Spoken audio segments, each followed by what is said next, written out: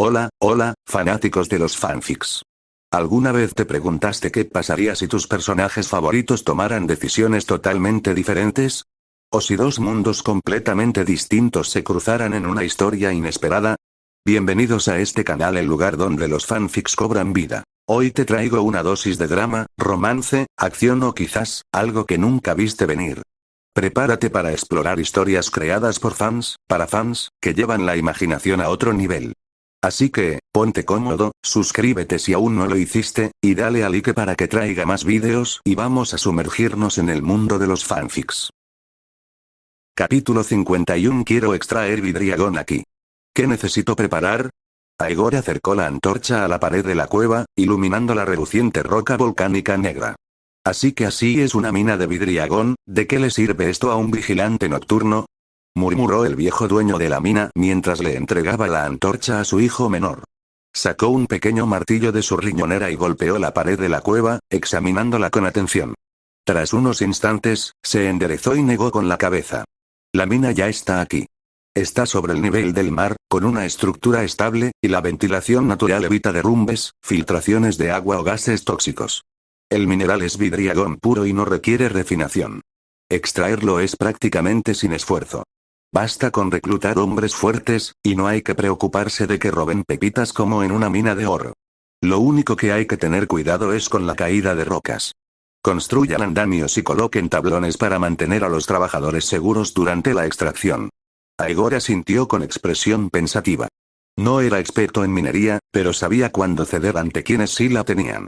Con tono respetuoso, preguntó: ¿puedes hacer una lista clara de lo que necesitamos? ¿Cuándo podemos empezar a extraer? ¿Y cuánto costará? Primero tendremos que hacer una lista de herramientas y materiales, eso no se puede hacer aquí. En cuanto a cuándo podemos empezar a extraer, las condiciones son excelentes. Si tienes el dinero y las herramientas listas, podríamos empezar esta noche. El viejo minero dudó antes de continuar. En cuanto al costo, depende de la urgencia con la que necesites el vidriagón, la cantidad que quieras y la calidad del mineral que busques. ¿Qué quiere decir con calidad del mineral? Por ejemplo, si quieres tallar algo grandioso, como las cabezas de dragón de las puertas del castillo, necesitas piedras grandes e impecables, que son difíciles de extraer. Pero si solo haces cuentas o pulseras, los trabajadores pueden romper piezas más pequeñas directamente de las paredes, lo cual es mucho más barato y sencillo. Eso tenía sentido. Aegor se acarició la barbilla, considerando las opciones. El vidriagón, después de todo, era poco más que vidrio volcánico. Forjar armas enormes como espadas era impráctico. Los hijos del bosque habían usado dagas y puntas de flecha de vidriagón para luchar contra los caminantes blancos miles de años atrás, y esos diseños ya habían demostrado su eficacia.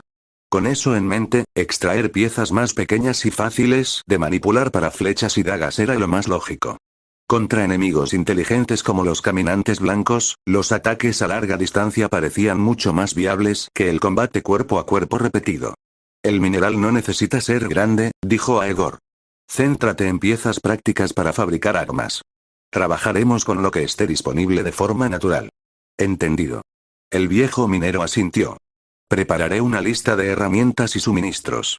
Puedes confirmar las cantidades después de revisarla. Una vez hecha, puedo encargarme de la adquisición. Te costará menos que si intentas conseguirlo tú mismo. Además, necesitarás a alguien que administre la obra. Esta persona supervisará a los trabajadores, evitará que se descuiden y se asegurará de que no roben ni vendan las herramientas. Mi hijo menor creció en las minas cerca de Roca Castelli. Aunque no tiene tanta experiencia como yo, sabe mucho más que alguien nuevo en el trabajo. Aegor sonrió. Antes de ser transportado a este mundo, nunca había ocupado un puesto de liderazgo. Pero comprendía un principio clave. Los beneficios deben compartirse entre muchos, pero la planificación debe involucrar solo a unos pocos. En otras palabras, las decisiones importantes deben ser tomadas por un grupo pequeño y de confianza, mientras que la ejecución debe garantizar que todos los involucrados se sientan recompensados. Intentar acaparar todos los beneficios o microgestionar solo conduciría al fracaso. Si el agua es demasiado clara, no hay peces, reflexionó Aegor para sus adentros. Stannis Baratheon no lo comprendió, lo que explicaba por qué la mayor parte de la nobleza de Poniente lo detestaba. Si bien Aegor admiraba la justicia de Stannis, no deseaba emular su aislamiento. Se tratarían asuntos importantes con Tyrion.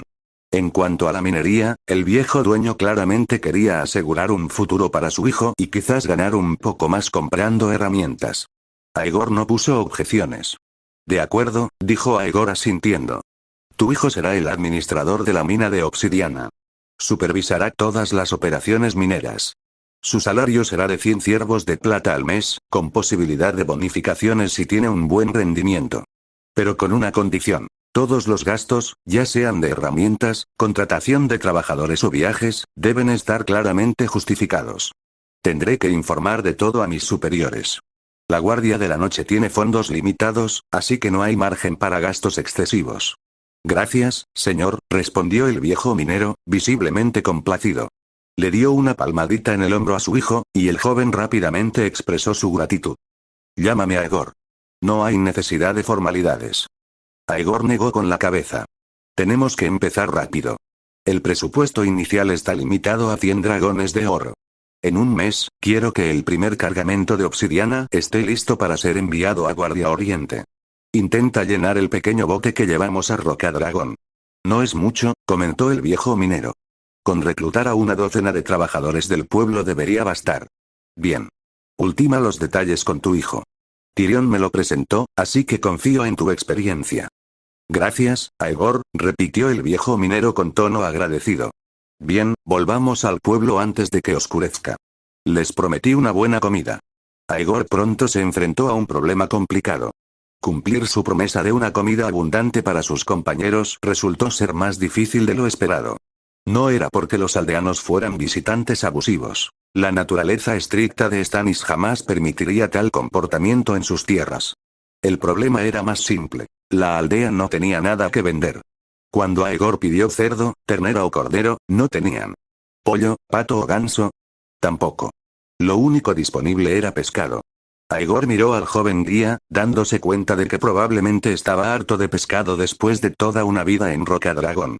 ¿Pasa lo mismo en el castillo?, preguntó Aegor, desconcertado. ¿Qué le sirve el cocinero a Stannis cuando quiere algo que no sea pescado? Los suministros llegan por barco cada 10 días aproximadamente, explicó el guía encogiéndose de hombros con impotencia. Lo que llegue determinará lo que tendrá el castillo hasta la siguiente entrega. Aegor asintió, sumido en sus pensamientos. Si enviamos obsidiana cada mes, nos encargaremos de que esos barcos traigan carne, aves y otros suministros en sus viajes de regreso. Lo añadiremos al presupuesto de alimentos. Y entregaremos la mitad a Lord Stannis. Es justo, considerando que no nos ha cobrado impuestos por la minería en sus tierras. La Guardia de la Noche no debería dar por sentada tal generosidad. Antes de ser transportado a este mundo, Aegor no se había ocupado de una logística tan mundana. Pero comprendía la importancia de hacer las cosas bien, sin dejar lugar a quejas. El coste de la comida sería insignificante, sobre todo si Tyrion accedía a sus planes de recaudación de fondos. Y como los gastos de comida de los mineros eran técnicamente responsabilidad de la Guardia de la Noche, era una situación en la que todos salían ganando. Al final, Aegor cumplió su promesa. Por el triple del precio habitual, convenció a un aldeano para que descuartizara una gallina ponedora para su cena. Con varios platos de pescado como acompañamiento, el guía por fin pudo disfrutar de algo diferente. Al ver al joven devorar su muslo de pollo con entusiasmo, Aegor se dio cuenta de que probablemente hacía meses que no probaba pollo. Después de la comida, el grupo continuó discutiendo planes mineros mientras tomaban cerveza. El viejo minero, achispado y de buen humor, se convirtió en el centro de atención, deleitándolos con historias de su juventud administrando las minas Lannister. Sus historias, llenas de humor e intriga, cautivaron a la mesa. En un momento dado, empezó a contar cómo Tywin había desnudado a la amante de su padre y la había paseado por Lannisport, tras tomar el control de Roca Casterly.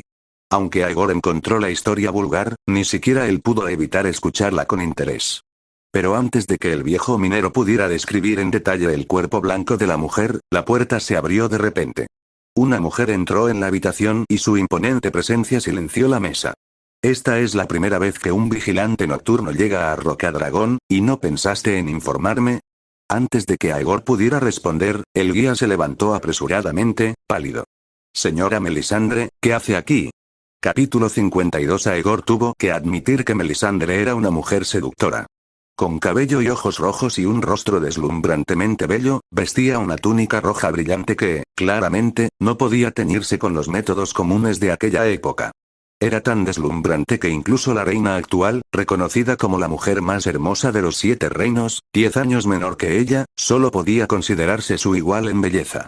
Si no la conociera, habría estado encantado de conocer a una mujer tan deslumbrante e incluso podría haberla considerado una de sus posibles conquistas. Pero en ese momento, Aegor no podía comprender cómo esta sacerdotisa, cuya edad era un misterio, cuyas habilidades eran cuestionables y que recurría a trucos de fuego e ilusiones para hacerse pasar por algo sobrenatural, podría contribuir a sus planes.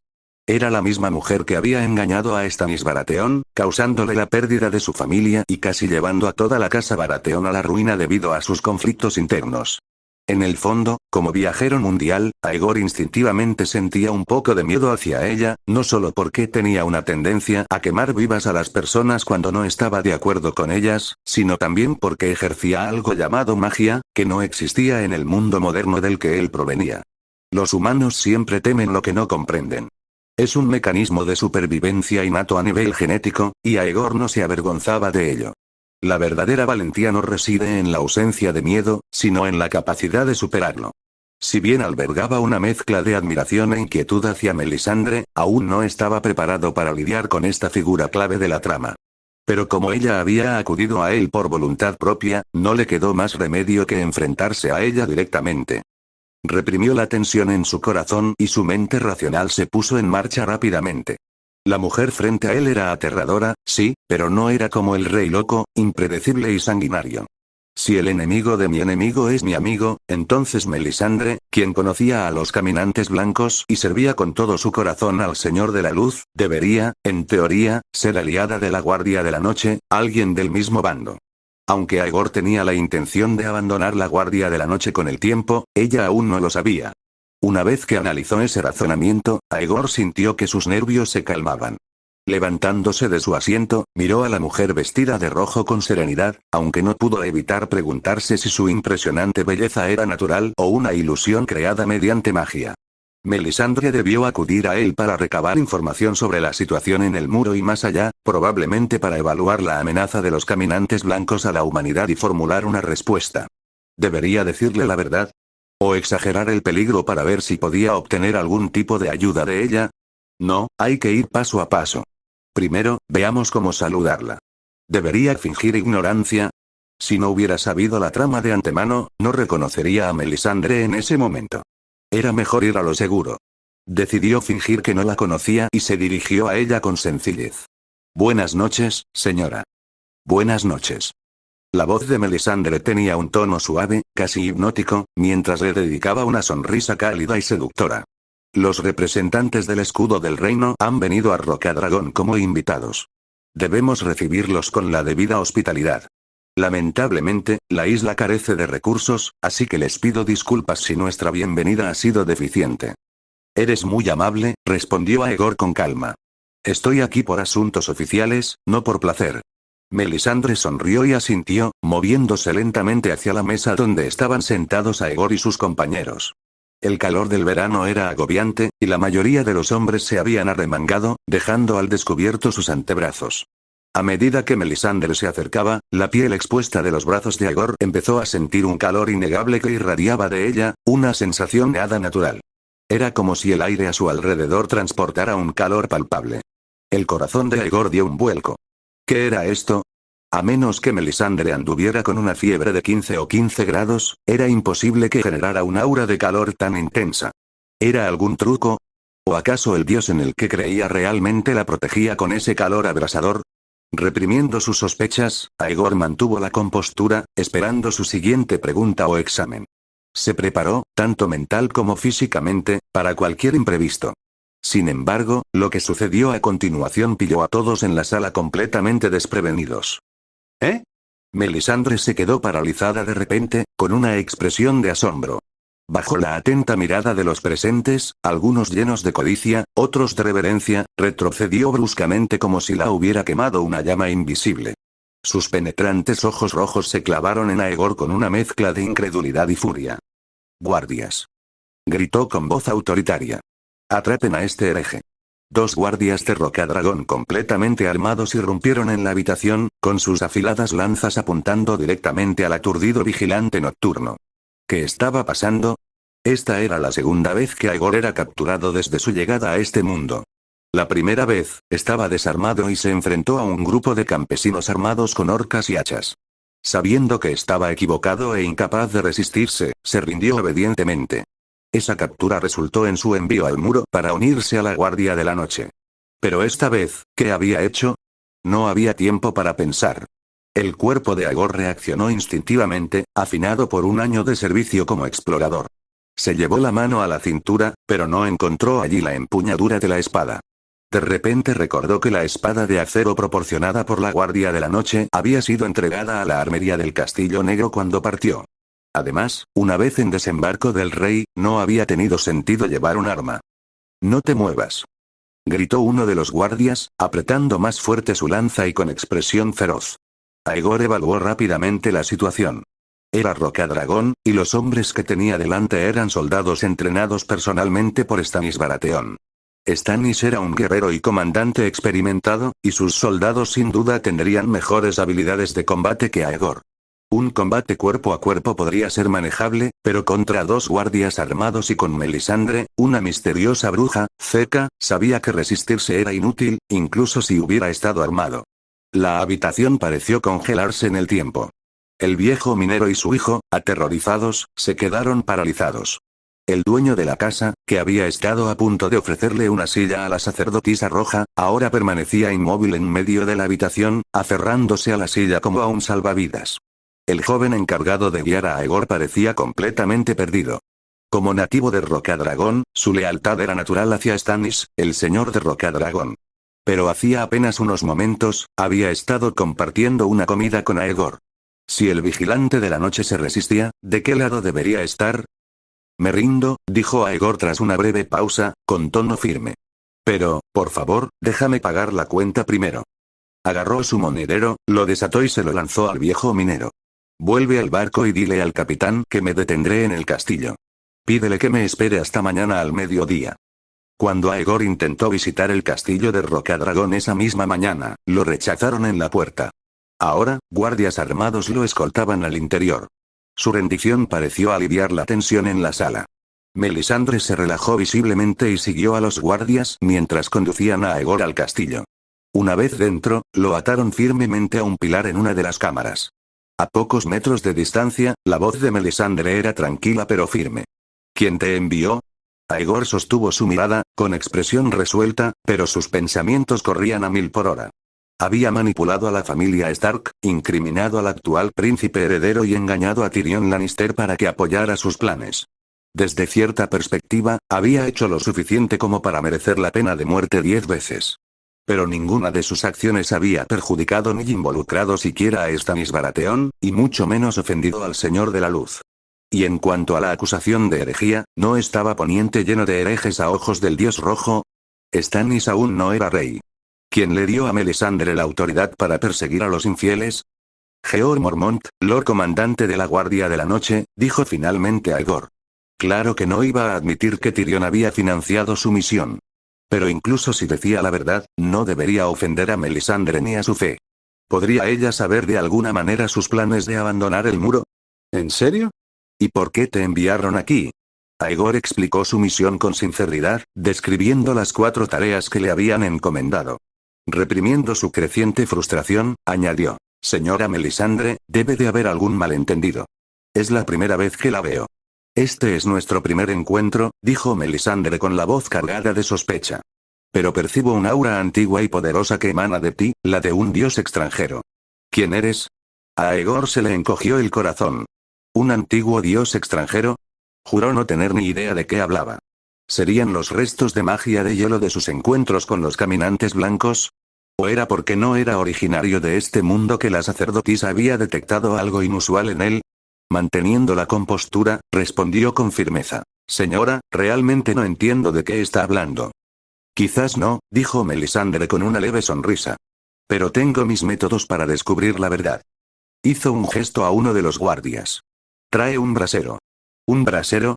¿Planeaba torturarlo? La mente de Aegor corría a 1000 por hora. Siempre se había enorgullecido de su capacidad para planificar con antelación. Había ensayado excusas y planes de escape para situaciones en las que sus mentiras pudieran ser descubiertas, ya fuera por los Stark, Robert Baratheon o incluso Cersei Lannister. Pero esta situación lo había pillado completamente desprevenido. Simplemente había venido a Rocadragón para inspeccionar una mina de obsidiana. ¿Qué podría confesarle a Melisandre?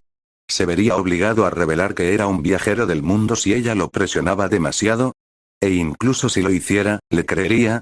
Trajeron el brasero y lo colocaron a 1 metro de distancia de Aegor. Para su sorpresa, no había hierro candente dentro. En cambio, Melisandre sacó un cuchillo y se lo entregó al guardia. «Toma un poco de su sangre», ordenó. «Solo unas gotas. Lo quiero vivo». Capítulo 53. El guardia de Rocadragón, al que se le había ordenado actuar, se acercó a Aegor, sosteniendo un cuchillo más corto que la palma de su mano. Encogiéndose de hombros en señal de disculpa, el joven lo miró. Atado firmemente, con el torso y las extremidades sujetas, Aegor apenas podía forcejear contra las cuerdas, temblando mientras veía acercarse al guardia. Sus pensamientos corrían, pero no encontraba respuestas claras. ¿Qué estaba pasando? ¿Sería posible que su sangre, la de alguien de otro mundo, albergara algún poder único que el Señor de la Luz, R'hllor, requería? De ser así, ¿lo arrojarían al fuego y lo sacrificarían en algún momento crítico? Poseía un conocimiento que superaba con creces a cualquier otra persona en este mundo. Tenía un plan ambicioso para establecerse poco a poco, forjar sus propias conexiones e influencia, y finalmente usar recursos y estrategia para intervenir en Juego de Tronos. Planeaba cambiar eventos cruciales en el futuro y potencialmente alterar el destino del mundo entero. Había sobrevivido a los caminantes blancos, había dejado atrás el muro y apenas comenzaba una nueva vida. ¿Iba a terminar todo prematuramente en esta isla desolada a la entrada de la bahía de Aguas Negras? Los ojos de Aegor, abiertos como platos, estaban fijos en el cuchillo que el guardia sostenía. Unas gotas de sangre no bastaban para asustarlo y hacerle perder la compostura o implorar clemencia, pero el verdadero problema era lo que pudiera suceder después. Al igual que Tyrion, se creía astuto, pero la astucia servía de poco contra un oponente cuyas intenciones desconocía por completo. No tenía ni idea de por qué Melisandre se había vuelto repentinamente hostil, y no tenía ninguna influencia para contrarrestarla. «Solo mi brazo.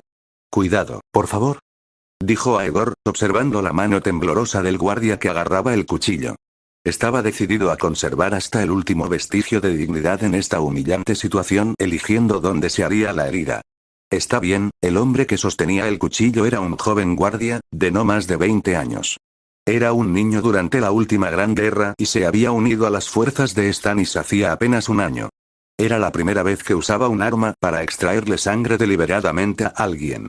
El comentario tranquilo pero sarcástico de Aegor solo lo puso más nervioso, y el guardia aplicó muy poca fuerza, lo que resultó en un corte superficial. La sangre tardó varios segundos en empezar a manar. Apresuradamente, el guardia usó el dorso del cuchillo para raspar unas gotas de sangre y se lo llevó a la sacerdotisa. Melisandre sacó un pañuelo, limpió la sangre de la hoja y dejó que la tela absorbiera las gotas. Luego, arrojó la tela manchada de sangre al brasero y dirigió su mirada fija hacia las llamas. La mirada de Aegor también se desvió hacia el fuego, pero no vio nada inusual. Su sangre no tenía ningún tipo de poder. Las llamas envolvieron el pañuelo y, salvo por un breve destello, ni el color ni la temperatura del fuego cambiaron significativamente. Sin embargo, la expresión de Melisandre se tornó solemne. Sus ojos, abiertos y sin pestañear, miraban fijamente el brasero como si contuviera la respuesta a una pregunta crucial, aunque fuera lo que fuese, parecía frustrantemente inalcanzable. Se inclinó, agarrando el soporte del brasero, acercando el rostro cada vez más a las llamas. Aegor se sobresaltó al notar que las llamas lamían su cabello, pero ni un solo mechón se enroscaba ni quemaba. La sacerdotisa del Señor de la Luz poseía habilidades extraordinarias. Parecía inmune al mismísimo fuego. Aproximadamente un minuto después, Melisandre finalmente soltó el soporte del brasero y retrocedió. Su mirada regresó a Aegor. Sus ojos rojos brillaban de interés. Justo cuando abría la boca para hablar, la puerta se abrió de golpe con un fuerte golpe y un hombre entró en la habitación. ¿Arrestaste al sereno? A la luz del brasero, Aegor no pudo distinguir el rostro de la figura, pero el tono autoritario de la voz y su propio instinto le indicaron quién era. Lord Stannis. Estoy aquí bajo las órdenes de Georg Mormont para supervisar la extracción de Vidriagón. Debería saberlo. Juro que no he hecho nada malo en su isla. Si los he ofendido a usted o a Lady Melisandre sin querer, me disculpo. Pero, por favor, desátenme. Estoy dispuesto a enfrentarme a ella directamente para aclarar este malentendido. ¿Qué quieres decir con esto? Stannis ignoró el arrebato de Aegor y dirigió su fría mirada a Melisandre. La guardia de la noche vino a extraer Vidriagón. Lord Stark me escribió para informarme, y di mi permiso. ¿Quién te crees que eres para ordenar el arresto de alguien que entró en mis tierras con mi aprobación? ¿Recuerdas a los antiguos dioses alienígenas de los que te hablé? Preguntó Melisandre, asintiendo respetuosamente hacia Stannis. Una leve sonrisa se dibujó en sus labios. Sentí el aura poderosa de un dios extranjero emanando de este vigilante de la noche. Quería entender por qué ese, o quizás esos, dioses lo enviaron aquí. Me da igual lo que quieras entender, Melisandre. La voz de Stannis era tranquila, pero con un peso de autoridad absoluta. Tienes tus utilidades, por eso tolero tu presencia en Rocadragón. Pero si sigues actuando sin mi aprobación y cometiendo disparates, no tendré más remedio que expulsarte. Ahora, libera al vigilante de la noche y discúlpate con él, o abandona Rocadragón inmediatamente. El alivio recorrió el cuerpo de Aegor como una ola. Había evitado por poco el desastre. Durante varios segundos, su mente se quedó en blanco antes de apretar los puños en silencio tras la espalda. Conocer la trama y poseer conocimientos avanzados de repente le pareció insignificante. En este mundo, su destino podía decidirse con una sola palabra de estas poderosas figuras. Comprendió con asombrosa claridad la urgencia de convertir sus ventajas en influencia tangible y poder real. Como desee, mi señor, dijo Melisandre al cabo de un momento, suavizando el tono al bajar la mirada. Su anterior confianza se había desvanecido, reemplazada por una silenciosa obediencia. Déjalo ir. El joven guardia que sostenía el cuchillo dudó, visiblemente confundido. Pero como Stannis y Melisandre habían hablado, se apresuró a desatar a Aegor. Sin decir otra palabra, Stannis resopló y se giró para salir de la habitación. Quizás fue porque Lord Stannis lo había intimidado momentos antes, o quizás simplemente era torpe por naturaleza, pero tardó varios segundos en desatar el nudo. Impaciente, Melisandre finalmente negó con la cabeza. Apártate, yo lo hago. Desde que ordenó la captura de Aegor, la sacerdotisa Rojas se había mantenido a una distancia cautelosa de 2 metros, en postura defensiva. Ahora, segura de que no representaba una amenaza inmediata, se acercó al vigilante nocturno atado. El aire caliente que emanaba de ella pareció intensificarse al acariciarle el brazo con la mano, rozando las cuerdas que lo sujetaban. Aegor se estremeció levemente. Su toque le produjo una leve sensación de ardor, y casi de inmediato, las cuerdas que lo ataban comenzaron a romperse una a una con fuertes chasquidos. Liberado, dio un paso adelante para estabilizarse, flexionando los hombros y estirando los brazos. Al tocarse las zonas de la piel donde había sentido el calor, no encontró quemaduras ni heridas, solo un calor persistente. Al mirar las cuerdas rotas en el suelo, notó que los extremos cortados estaban carbonizados y negros, y tenues volutas de humo se elevaban en el aire. Las cuerdas se habían quemado, pero su piel seguía intacta. La absoluta imposibilidad de lo que acababa de suceder dejó a Aegor sin palabras. Ninguna explicación, ningún conocimiento que poseyera, podía explicarlo. Melisandre estaba ahora al alcance de su mano, tan cerca que Aegor podría haberla agarrado por el cuello y estrangularla. Y, sin embargo, por mucho que la odiara en ese momento, tuvo que admitir que no se atrevía a actuar. La mujer que tenía ante él, aparentemente delicada y frágil, exudaba un poder intangible que hizo que sus instintos gritaran en señal de advertencia. Lo siento, amiga de negro, dijo Melisandre con un tono más suave. Pero su expresión no delataba ningún remordimiento genuino. Sus palabras eran la indiferencia y la seguridad de quien se considera superior. Es la primera vez que me encuentro con el aura tan potente de un dios ajeno que no sea mi señor de la luz, y me pilló desprevenida. Reaccioné de forma exagerada y, al hacerlo, te hice sufrir. Por favor, perdóname. Aegor no tenía intención de perdonarla, ni pensaba irse en silencio, con el rabo entre las piernas. Siempre se había considerado una persona tranquila y bondadosa, pero cuando lo provocaban de verdad, su ira no era para nada trivial. Lo que le molestaba más que la humillación era la sensación de estar a merced de un enemigo cuyos motivos e intenciones desconocía. Esta noche, pretendía llegar al fondo del asunto. Si Melisandre no podía dar una explicación razonable de sus acciones, quizá tuviera que añadir la categoría de lucha a muerte a su lista negra mental. Cuando regresó a Desembarco del Rey para comenzar los preparativos para sus próximos pasos, adquirir suministros, reclutar soldados y recaudar fondos, su primera orden del día podría ser encontrar una forma de eliminar a esta mujer. Ya tenía una idea. El hombre sin rostro, Hakengar, se encontraba preso en Desembarco del Rey, probablemente destinado a ser reclutado por Yoren para la Guardia de la Noche. Como devoto seguidor del dios de muchos rostros, Haken seguramente se resistiría a ser llevado al muro para prestar juramento de servicio. Si Aegor encontraba la manera de liberarlo, dudaba que fuera difícil conseguir su ayuda para lidiar con Melisandre. Aegor no pudo evitar sentir una curiosa fascinación al pensar, ¿qué pasaría si un devoto del dios de muchos rostros, alguien que afirmaba ser capaz de matar a cualquiera, se enfrentara a la misteriosa sacerdotisa del dios rojo? Me resulta bastante fácil decirle a Lord Stannis que la perdono, mi señora, dijo Aegor, respirando hondo para tranquilizarse. Pero estaba disfrutando de una buena comida cuando me arrastraron, me ataron a una columna y me apuñalaron. Si no entiendo por qué ocurrió todo eso, dudo que alguien esperara que lo olvidara tan fácilmente. Su voz era tranquila pero firme al sostener su mirada. Necesito una explicación, Lady Melisandre. Capítulo 54. Quizás era el rastro de intención asesina en los ojos de Aegor, o quizás la culpa que le roía la conciencia, pero la expresión despreocupada del rostro de Melisandre se desvaneció. Lo miró fijamente un momento en silencio antes de que las comisuras de sus labios se curvaran en una leve sonrisa. De acuerdo. La Guardia de la Noche siempre había sido la columna vertebral de la lucha contra los enemigos del Señor de la Luz. Aegor era el primer hombre de negro con el que se topaba desde su llegada a Poniente. A pesar de su desprecio por los mortales, Melisandre decidió que no era prudente arriesgarse a ofender a un posible aliado tan rápidamente. La mujer vestida de rojo se giró y señaló dos sillas en un rincón de la sala, invitando a Aegor a sentarse. Pregúntame lo que quieras. Mientras mi señor no me prohíba responder, te contaré todo lo que sé. Sin contemplaciones, Aegor se dirigió a una silla y se sentó. Dijiste que tengo el aura de un dios alienígena. ¿Qué significa eso? Para ser precisa, respondió Melisandre, tienes dos auras. Una es oscura y maligna, pero muy tenue. La otra es mucho más fuerte, aunque no contiene malicia. Sea como sea, tienes suerte de estar viva.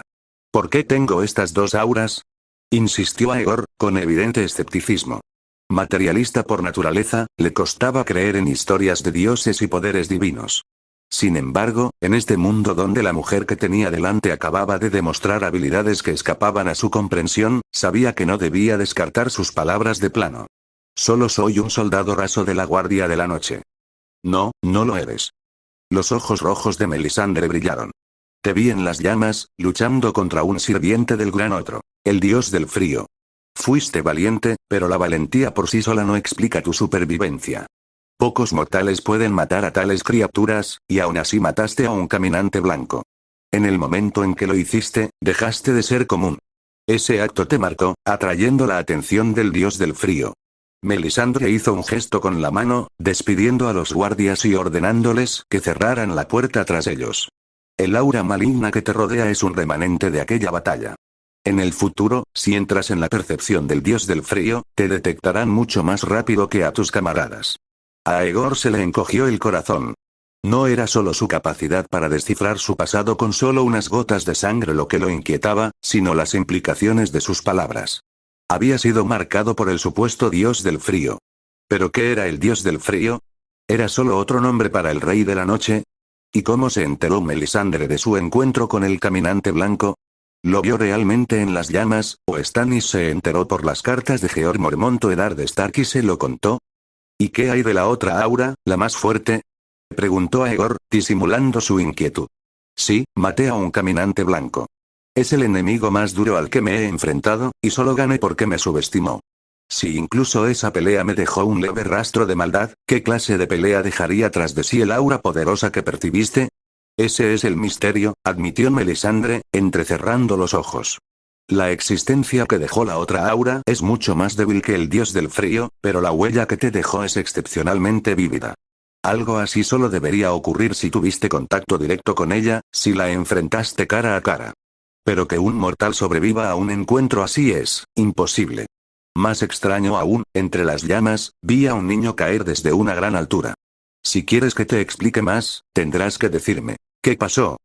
Lo viste todo, ¿verdad? Replicó Aegor. ¿Por qué necesitas que te lo explique? La adivinación del fuego no lo ve todo como te imaginas, respondió Melisandre. Una vez que Aegor se sentó, ella se sentó frente a él. Lo que vi no fue una imagen completa. Tu sangre contenía rastros de las dos fuerzas de las que hablé, y revelaban escenas fragmentadas. El aura maligna era tenue, así que solo me mostró destellos de tu batalla contra el sirviente del dios del frío, el caminante blanco. Te vi casi perecer al hundirle la daga de vidriagón en el pecho. Eso fue todo. Sin embargo, el aura más intensa me permitió ver más. Te vi corriendo por un tejado, hablando con un chico, y entonces, se cayó. No pude oír lo que le dijiste, ni descifrar qué relación tenía con un dios. Por eso necesito tu relato. ¿Qué hacías ese día? Intentaba detenerlo, respondió Aegor, frunciendo el ceño. Entonces, como si le hubiera caído un rayo, un solo pensamiento le asaltó la mente. Verde evidente. El recuerdo de ese momento llenó a Aegor de una mezcla de vergüenza y frustración. No había logrado evitar la caída de Bran, y su intervención había sido torpe y mal planificada. Pero ahora, tras escuchar las palabras de Melisandre, empezó a preguntarse si su fracaso se debía menos a sus propias acciones y más a fuerzas que escapaban a su control. ¿Podría ser que el resultado hubiera sido inevitable? ¿Que sus acciones carecieran de sentido contra una entidad poderosa que manejaba los hilos? Era como el mercado de valores. Por muy astutos o precisos que fueran los movimientos de un operador minorista, no podían superar a los grandes. E incluso esos creadores de mercado, por muy ricos que fueran, no se atrevían a desafiar el sistema. Ambos bandos operaban a niveles completamente diferentes, y no había duda de quién prevalecería. La caída de Bran no fue un accidente. Fue orquestada, quizá por el propio Vidente Verde. Cuanto más pensaba Aegor en ello, más encajó todo. La influencia de la Verde Vidente podría explicar por qué Bran estaba tan decidido a subir a la torre ese día, por qué los gemelos Lannister parecían obligados a entrar en la primera fortaleza y por qué los acontecimientos se desarrollaron exactamente como lo hicieron. Melisandre lo observó atentamente, notando su vacilación y cómo su expresión oscilaba entre la contemplación y la duda. Interpretando su silencio como una evasión, su rostro se ensombreció ligeramente. Amigo de la Guardia de la Noche, he sido grosero. Creo que aún no te he preguntado tu nombre. Puedes llamarme Aegor, dijo rotundamente. Bueno, Aegor, dijo Melisandre suavemente, con un tono más persuasivo, si sabes algo, sería prudente que me lo dijeras. La bruja consideraba a la Guardia de la Noche guerreros aguerridos, que vigilaban horrores inimaginables en el gélido norte. A sus ojos, eran los hombres más duros, y Aegor, en particular, la intrigaba. Decidida a adoptar un enfoque más amable, continuó. Los dos dioses que dejaron su huella en ti están mucho más allá del poder de los mortales del sur. Cualquiera de los dos podría acabar con tu vida con un solo movimiento de su dedo. Solo el Señor de la Luz puede protegerte ahora. Aegor dudó.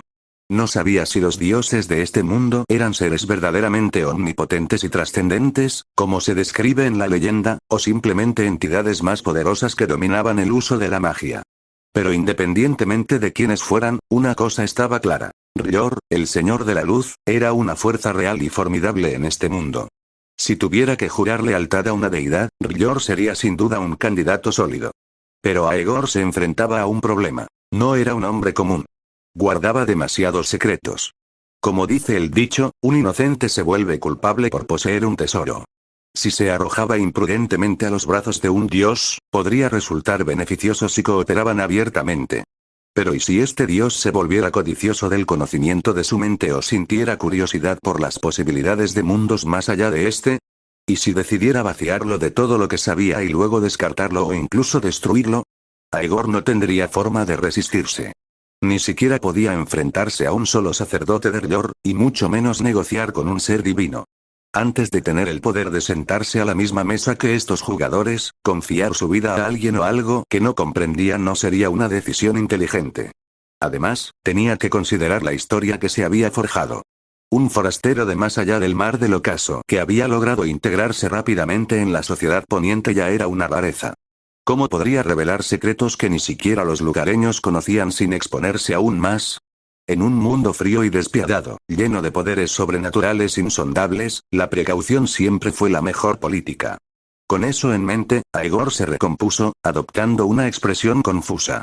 Tras ordenar sus pensamientos, comenzó a hablar. Eso ocurrió durante la gira norteña del rey Robert. Fui al sur con el jefe de guardabosques Benjen Stark para informar al guardián del norte sobre los movimientos de los salvajes y los caminantes blancos más allá del muro. Un día, mientras entrenaba solo en un tranquilo rincón de Invernalia, vi al segundo hijo de Lord Stark trepando por las murallas del castillo. Me preocupaba que se cayera, así que intenté disuadirlo, pero el chico no me hizo caso. Al final, se sobresaltó cuando alguien asomó la cabeza repentinamente por la primera fortaleza y perdió el equilibrio. Pero lo mires como lo mires, fue solo un accidente. Si ofendía a algún dios en el proceso, ese dios debió haber querido que Bran cayera para morir o quedara inválido. Capítulo 55. Mentir es un arte, y Aegor había aprendido un truco valioso. Engañarse a uno mismo antes de engañar a los demás. Las mejores mentiras se basan en la verdad. Si creas una identidad dentro de una historia, todo lo que hagas y digas debe estar estrictamente alineado con esa identidad. Es como escribir una novela. Por muy extraño o fantástico que sea el escenario, siempre que sea coherente con sus propias reglas, parecerá lógico. Si un mentiroso logra sumergirse lo suficiente como para creer en sus propias palabras, el engaño se vuelve casi inquebrantable. Aegor se había puesto en la piel de un aventurero de más allá del mar del ocaso, y en ese papel, le contó a la sacerdotisa roja toda la verdad, sin adornos, hasta donde se ajustaba a los parámetros de la identidad que había construido. ¿Cómo podría alguien detectar una mentira cuando no la había? Aún así, aunque evitó cuidadosamente revelar el secreto de su viaje en el tiempo, se esforzó por guiar sutilmente los pensamientos de Melisandre. Mientras su razonamiento siguiera sus conjeturas sin caer en sospechas, podría llevar esta conversación sin problemas. Melisandre no era un demonio. Era simplemente una mujer que dominaba la magia o había encontrado la manera de comunicarse con el llamado Dios Rojo. Ante las respuestas sinceras de Aegor, aunque no estuviera del todo satisfecha, no había mucho que pudiera cuestionar. En cambio, los comentarios cuidadosamente escogidos de Aegor despertaron sus propios pensamientos, y pronto entrecerró los ojos, sumida en una profunda reflexión. Ahora lo entiendo, dijo tras una pausa. Al conectar las palabras de Aegor con las visiones que había tenido entre las llamas, su mente empezó a reconstruir las cosas. El chico posee el físico de un mensajero divino, y el semidios lo deseaba. ¿Qué es un semidios?, preguntó Aegor, manteniendo un tono sereno. Un semidios es un ser más débil que mi maestro, el Señor de la Luz, pero muy superior a los mortales. Piensa en ellos como magos poderosos, respondió ella. ¿Y qué es exactamente el físico de un mensajero divino?, continuó Aegor. Además, si el semidios quería usar al niño, ¿por qué lo dejó lisiado? La expresión de Melisandre era tranquila mientras explicaba. El llamado físico divino se refiere a la afinidad natural de una persona con lo divino. Algunas personas pueden percibir fácilmente los mensajes que el Señor de la Luz transmite a través del fuego. Otras necesitan ayuda, y otras jamás escucharán la voz del Señor, pase lo que pase. Curiosamente, quienes poseen la mayor afinidad divina suelen tener extraordinarios talentos para la magia. Poseen cuerpos fuertes y sanos, almas resilientes y voluntades inquebrantables. Sin embargo, estas ventajas pueden dificultar la comunicación divina. Más precisamente, impedir que lo divino se comunique con ellas. Y así, ¿viste lo que sucedió después? Aegor sintió un escalofrío al comprender sus palabras. De repente, comprendió lo que quería decir. Entre el pueblo libre, solo uno entre 1000 nace cambiapieles, y entre ellos, solo uno entre 1000 puede convertirse en vidente verde.